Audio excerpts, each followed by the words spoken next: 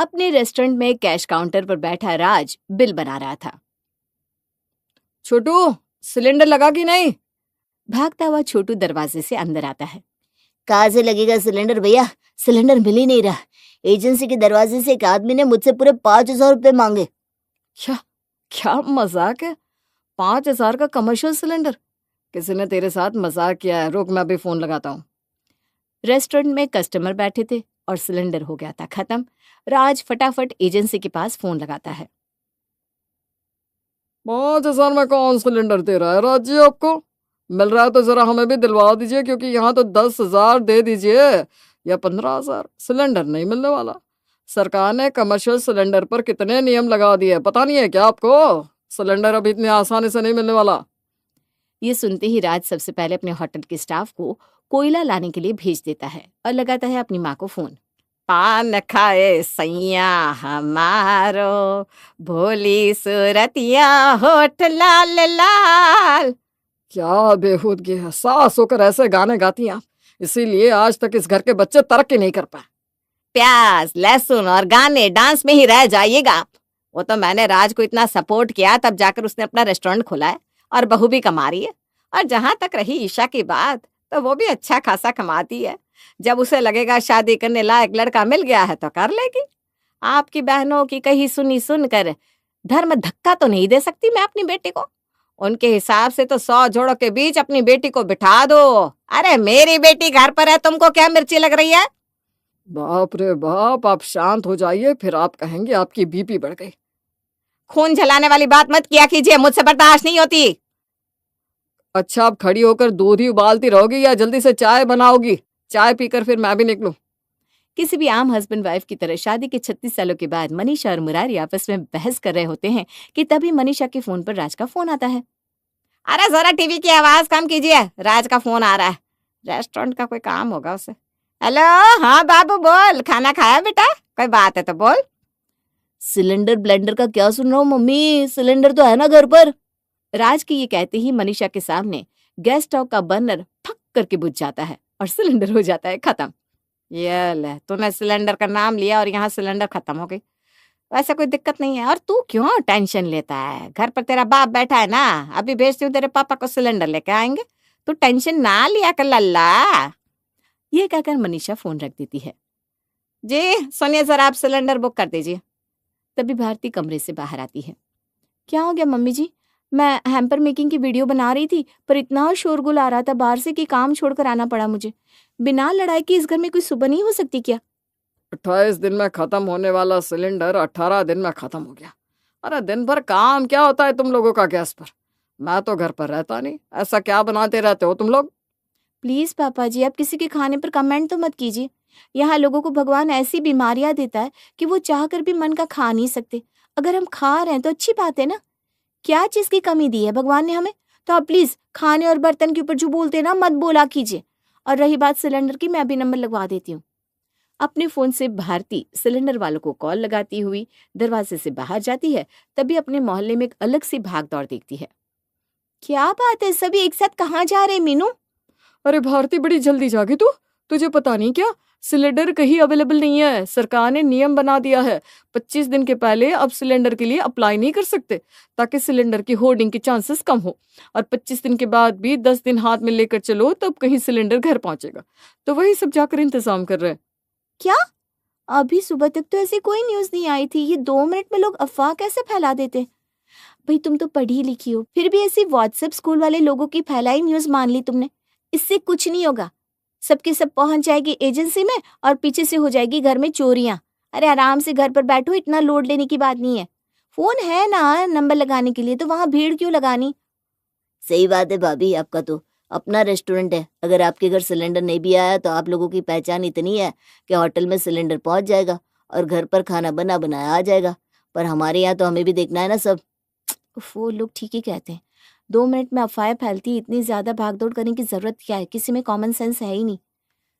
Bharti 3-4 agency वालों को phone लगा चुकी थी, पर फोन नहीं लग रहा था। पापा जी देखिए ना जरा, सिलेंडर वालों को फोन नहीं लग रहा है, क्या करना होगा? अपनी सास से पूछ ले बेटा। वैसे भी तेरी सास को तेरा पति दिखता है और तुझे तेरी सास।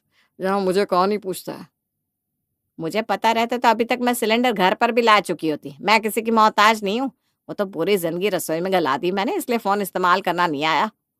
मुरारी ने अपने फोन से एजेंसी में फोन किया और उधर से एक आवाज आई, प्रिय ग्राहक, आपकी पिछले एलपीजी सिलेंडर की डिलीवरी को अभी 25 दिन पूरे नहीं हुए हैं। सरकारी नियमों के अनुसार नया सिलेंडर 25 दिन पूरे होने के बाद ही बुक किया जा सकता है। कृपया 25 दिन पूरे होने के बाद दोबारा प्रयास करें। धन्यवाद। ये क्या नियम है? पहले तो 21 दिन में सिलेंडर आ जाता था। बहुत जरा टीवी चालू करता, सबसे कहती रह गई कि मेरे फोन में रिचार्ज करवा दो।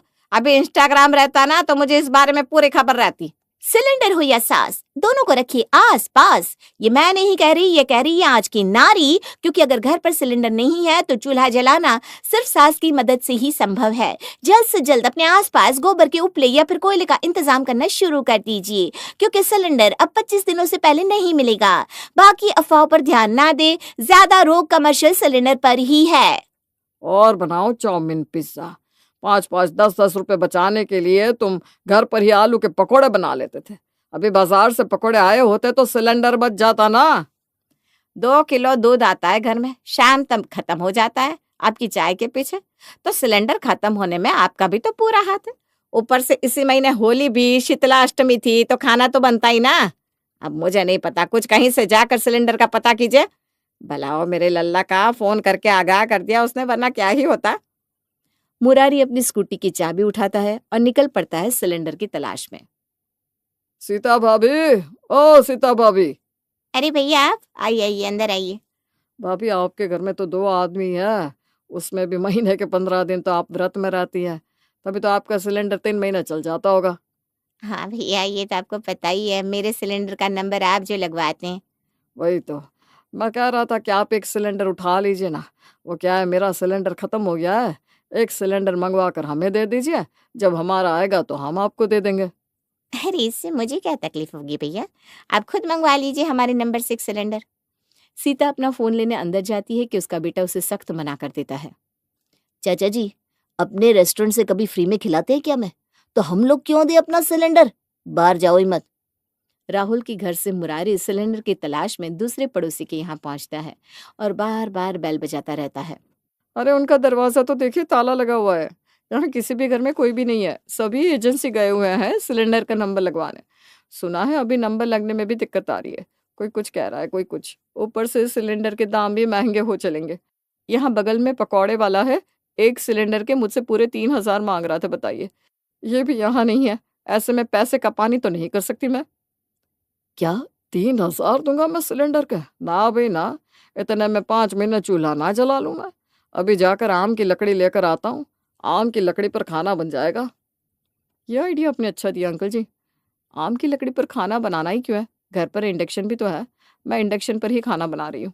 मेरे बेटे को मैगी खानी थी तो मैंने इलेक्ट्रिक केटल में मैगी बना दी। सुबह घर से निकला मुरारी बाजार से फल और खीरे लेकर घर पहुंचता है। मम्मी पापा आ गए। क्या पापा, कभी जिंदगी में अपने फोन को वाइब्रेट मोड से हटा भी दीजिए। अरे तुमने फोन किया ही नहीं होगा। इसने नहीं किया था पर मैंने जरूर किया था। कितनी बार मैंने फोन मिलाया पर आप फोन उठाते ही नहीं। भाई बड़ा फोन जब है तो उसे अलमारी में सजा कर क्यों रखते हैं? आज के जमाने में पूरी दुनिया में एक बटन का फोन आपकी पॉकेट में मिलेगा। सिलेंडर की किल्लत है बाहर, अब देखिए 1 हफ्ता कैसे निकालते हैं तुम लोग। अभी के लिए मैं खीर और फल ले आया हूँ, इसे खाकर पेट भर लीजिए, बाकी रात का सोचते हैं। मुझे तो पुराने जमाने के दिन याद आ गए। बैठकर चूल्हे पर रोटियां बनाओ, और चूल्हे वाली रोटियां बहुत जल्दी सूखती है बहू। तुरंत बनाएगी तो तुरंत सभी को परोसना पड़ेगा। चूल्हा जलने में ही 1.5-2 घंटे लग जाएंगे तो फिर सब्जी कहाँ बन पाएगी। दही रोटी से ही काम चलाना पड़ेगा सभी को, या फिर अचार रोटी से। मम्मी जी आप टेंशन क्यों ले रही हैं? ऑनलाइन कुछ ऑर्डर कर लेंगे ना हम, नहीं तो मैं राज से कह दूंगी रेस्टोरेंट से खाना लेते आइएगा। तभी राज दरवाजे से अंदर आता है। यहाँ माथा पच्ची खत्म नहीं हो रही और आप लोग है कि बाहर से खाना मंगवाने की सोच रहे हैं। मार्केट में 2-3 जगह बात हुई है, लोग तो अपना धंधा बंद करने पर आ गए। वो तो मैंने दिमाग लगाया और कोयले का सोच लिया, नहीं तो यहाँ तो धंधा बंद करने की नौबत थी। भारती का पूरा परिवार एक साथ बैठ जाता है। कोई कुछ दिमाग लगा रहा था, कोई कुछ, क्योंकि सिलेंडर के बिना 7 दिन निकालना मुश्किल होने वाला था। ये तो गलत है, चूल्हा जलेगा और उसमें अगर मुझे खाना बनाना पड़ेगा तो मेरे चेहरे की तो बैंड बच जाएगी। आजकल तो एयर वैसे ही इतनी पोल्यूटेड है, ऊपर से चूल्हे का धुआं अगर मेरे सीने में गया तो नहीं नहीं, मुझे अपनी उम्र कम नहीं करनी। मैं आयरन पर रोटी तो बना ही सकती हूँ। और भारती अपने कम दिमाग को और ज्यादा कम करते हुए अपने कमरे में जाती है और आयरन को गर्म करके सबसे पहले एक पापड़ को सेकने की कोशिश करती है और बनाती है उसका वीडियो अपने चैनल पर डालने के लिए। बहुत जोरों की भूख लग रही है। मम्मी मैं अभी आती हूँ, आप लोग डिस्कशन कीजिए आगे क्या करना है। ईशा किचन में जाती है और इंडक्शन पर मैगी बनाने को चढ़ाती है। हे प्रभु, मैगी की स्मेल बाहर न जाए, नहीं तो पापा पता नहीं क्या कलेश में चाहेंगे। ईशा मैगी बना रही है तो अपने भाई के लिए भी बना दे, सुबह से थका हारा आया है बेचारा। क्यों बोलना होता है मम्मी को? हाँ, 4 पैकेट मैगी चढ़ाइए मम्मी। ये ईशा मैगी कैसे बना रही है? जैसे दोपहर में खाना बना था, और कैसे, इंडक्शन पर। अंबानी मेरा बाप नहीं है, तुम औरतें मुझे रोड पर लाकर मानोगी क्या? मुरारी किचन में जाता है और इंडक्शन के स्विच को ऑफ करके इंडक्शन उठा लेता है। नहीं पापा प्लीज, बिजली का बिल मैं दे दूंगी, ऐसे 2-2 रुपए बचाकर कितना जमा कर लेंगे आप? तुम लोग समझ रहे हो, यह सब इलेक्ट्रॉनिक्स दुकान वालों की दिमाग की उपज है और कुछ नहीं, ताकि उनकी सेल बढ़े। और इससे फायदा किसको होगा? बिजली विभाग वालों को। रियली पापा, अगर हम 7 दिन इंडक्शन में खाना बना लेंगे तो इतनी कितनी बिजली की बचत हो जाएगी? पापा से बहस मत करो ईशा, कुछ सोच के बोल रहे हैं पापा। तुम वैसे भी गौशाला जाती रहती हो, गोबर के उपले देते आना, उसी पे बना लो खाना, बात खत्म। इंडक्शन जा चुका था। राज ने बाहर से खाना आने नहीं दिया। अब ऑप्शन में था तो सिर्फ स्टोव। मम्मी सीढ़ी सही से पकड़ो, मैं गिर जाऊंगी। ऐसे छत की छज्जे पर स्टोव चढ़ाने की क्या जरूरत थी मम्मी जी? अरे बहू, तो किसे पता था कि ये दिन भी आ जाएंगे कि स्टोव की जरूरत पड़ जाएगी। किसी तरह स्टोव तो नीचे आ जाता है, पर सवाल अब ये था कि स्टोव जले कैसे।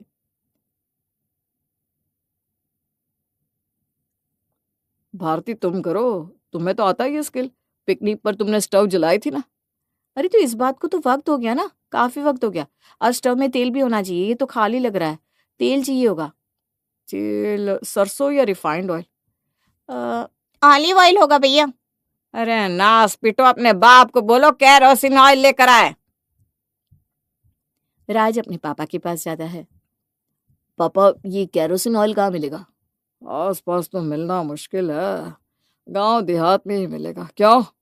स्टोव जलाना है पापा, खाने के लिए।